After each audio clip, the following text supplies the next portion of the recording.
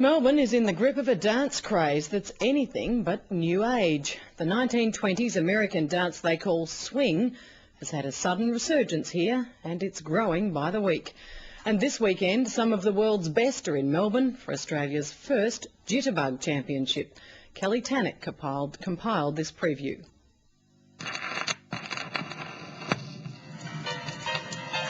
Come on, dancers, dig the beat. Come on, hepcats on your feet. Jump, jump to the AC swing. I said jump, jump to the AC swing. I said jump, jump to the AC swing. Come on, bunny, let's do the AC swing. We started a group called Swing Patrol, and we had 23 students in our first year, August 1998. Now we teach 500 plus students a week 4 years later, and there's a big resurgence. There's other good schools too, and Melbourne's now the hub of swing dancing outside America. Watch out, by the AC swing. Melbourne hasn't seen this for 40 years, this extent of partner dancing, and I think it was just due. It was really overdue. And you know, the appeal is obviously there's guys dancing with girls. The music has a rhythm, you know, swing music. I'm biased, of course, but oldies like it, the young crowd like it. It's good for everybody.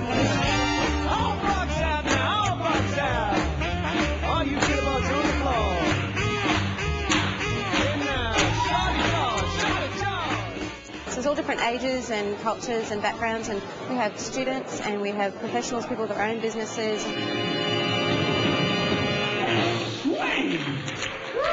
I'm an office manager at a management consultancy in the city. So day by day I organise things and do banking and those sort of things, and by night I dance. When I say I'm going dancing, I think they make an assumption that it's at a club or something like that, and not to a 16-piece big band on polished wood floors where you don't really drink much and just get out and dance the night away.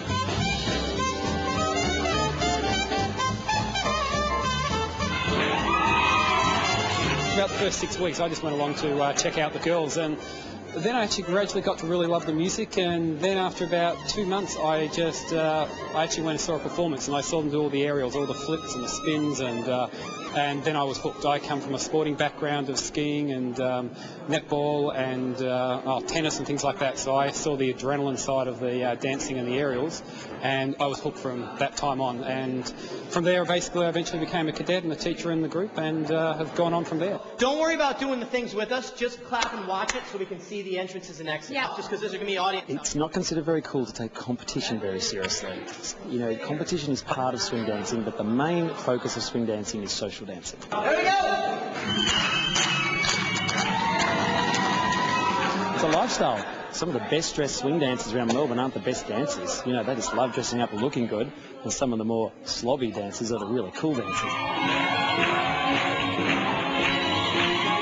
You know, guys even dress up, and that's one thing. A guy can go down to an op shop, spend $3, get an old vest, an old tie, an old hat, and suddenly it looks like a swing boy. I love the clothing. Not all done up tonight, but I like the 20s Charleston gear. But the clothing is very feminine and fun, and it's, you know, twirly and big, and it's lovely. And most of us, when we go to big balls and things, spend a fair amount of time choosing our outfits and curling our hair and trying to mimic the era as much as we can. And the guys as well in their suits. It's a big part of the scene. The swing bands in Melbourne are fantastic, so that helps. You know, having great music in a city that's full of great swinging music. People want to swing dance to that music. It's pretty visual. You know, you see a girl flying through the air, it's exciting. So, yeah, obviously there's an element of that always. You know, people just come to make friends. But, you know, there's a serious side of it that people want to learn to dance. It's also absolutely irresistible. Going out every night and dancing with lots of beautiful women, it's very hard to say no to it, really.